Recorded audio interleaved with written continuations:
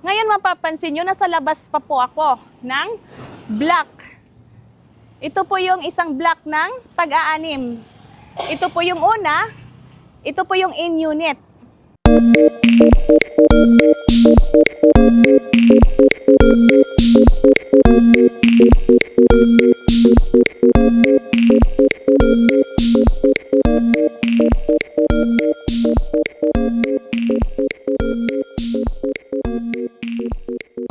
Yan, sa gilid.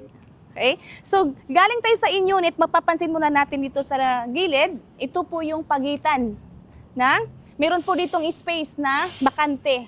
So, hindi po siya masyadong magkadikit. Hindi po tayo isang bubong lang, isang pader lang tayo. Hindi po. Mapapansin nyo, may bakante po siya. Separate po yung isang unit dito. Okay? So, again, start tayo sa N. Yan. Pwede po yung dalawang car. Ito po is 95 square meter yung lot area niya. Yan. So, dito po, ito po yung N. Inner unit. Yan. So, 50 per square meter po yung lot area niya. So, katabi niya, inner unit pa rin. Okay? Yan. So, because this is tag-anim na unit. Ito po yung isang block. And the inner din to, inner. Yan. So, ito po yung pinakadulo. This is corner unit. Okay? So, corner unit, meaning to say, ikaw po yung pinakadulo. So, dito po, hanggang dito po yung property nyo. Dito. So, pwede po kayong gumawa or palakihan, expand po nyo dito yung property nyo hanggang dito po. Okay? So, makikita natin, yan. End of property line. Yan. Dito. Yan. So, pag turnover, hanggang dito lang po yung gawa. So, depende na po sa inyo kung palakihan dito or pwede rin pong ganito nga lakaran nyo sa hapon, sa umaga. Yan. So, sa likod natin, meron po siyang vacant. Okay? So, ito po yung bakante niya. Hindi na po ito sa atin, pero pwede po tayong maglakad dito. Yan. Ma-check natin sa likod nyo, ng property nyo. Yan. So, sa next naman na block, ito po yung yan, sa may bamboo. Yan. Ito na po yung distansya. Yan. So, hindi po talaga tayo pader to pader. Ano ba yan? Pader to pader naman tayo dito. So, hindi po. So, high-end po talaga yung Symphony Homes, Mabalacat, Pampanga. Okay? So, yan. So, ito po yung likod ng corner unit. Yan. Hanggang dyan po yung property niya. Dito. Okay?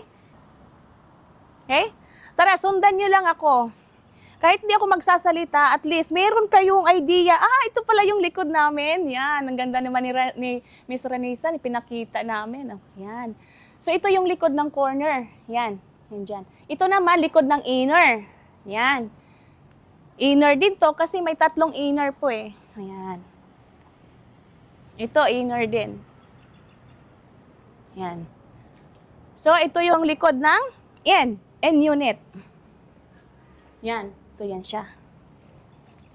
Yan. So, may bakante pa dito. Pwede pa tayo magtakbo-takbo. Oh. Yan, di ba? Oh. So, yan. So, doon tayo kanina. Ito po yung hilira ng 6 na unit na isang N unit, 3 inner, and isang corner. Yan. So, dito tayo sa gilid. Ito mga landscape na to, this is not part of the deliverable. Okay? Okay. So, ganitong oras sa Pampanga, sarap ng hangin. Probinsyang-probinsya talaga. Yan, di ba? So, ang lapad pa ng space. Yan, hindi tayo pader to pader. Yan. Okay, so dito tayo kanina. Ito na yung front. Yan. So, again, in unit, tapos 3 inner, and the lastly, corner unit. Okay? Yan. Corner unit po yung pinakadulo. Okay? Yan. Okay? So, again, corner unit, inner unit, 1, 2, 3. 3 inner, and lastly, end unit. Okay? Okay? So, itong Symphony Homes, ang kagandahan dito is malapit po siya sa Clark Airport. Then, accessible po siya sa bus terminal and market. Meron po siyang mga mall na malapit. Okay? So, Kung nagplano kayong kumuha na investment nyo, ipaparent nyo for business, okay po siya. Mataas po yung rentals niya dito kasi malapit po siya sa Angeles City din. Malapit po siya.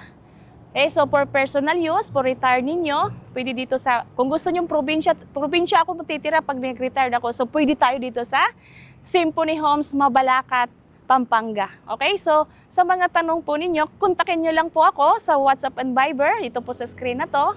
Yan, usap tayo, biz deals to. Ranisa, Taguran, Tabuco. Thank you for watching!